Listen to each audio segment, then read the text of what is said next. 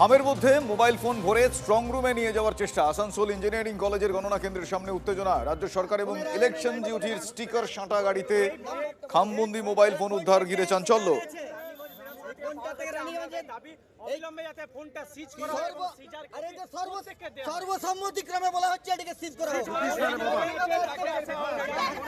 খামের মধ্যে mobile phone ভরে স্ট্রং রুমে নিয়ে যাওয়ার চেষ্টা। আসানসোল ইঞ্জিনিয়ারিং কলেজের গণনা কেন্দ্রের সামনে ঘটনাকে কেন্দ্র করে উত্তেজনা।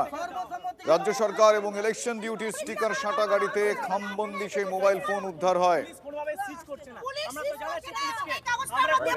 দেখছেন সেই ছবি। খুব স্বাভাবিকভাবেই উত্তেজনার সৃষ্টি করে এই ঘটনা। খামবন্দি মোবাইল ফোন নিয়ে গণনা কেন্দ্রে যাওয়ার চেষ্টা, স্ট্রং রুমে যাওয়ার চেষ্টা বলা ভালো।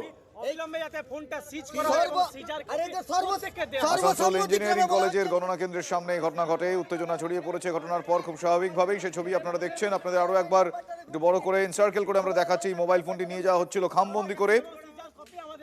রাজ্য সরকার এবং ইলেকশন ডিউটি স্টিকার সাটা গাড়িতে খামবন্দি মোবাইল ফোনটি উদ্ধার হয়। সেই গাড়িটির ছবি আপনাদের কিছুক্ষণ আগে দেখালাম। এই মুহূর্তে দেখাচ্ছি সেই খামবন্দি মোবাইল ফোনটি এবং সেই খাম। আসানসোলের ঘটনা এটি। আসানসোল ইঞ্জিনিয়ারিং কলেজ, সেই ইঞ্জিনিয়ারিং কলেজের গণনা কেন্দ্রের সামনে এই উত্তেজনা। তার কারণ খামে করে মোবাইল ফোন নিয়ে যাওয়া হচ্ছিল। সর্বসম্মতিক্রমে বলা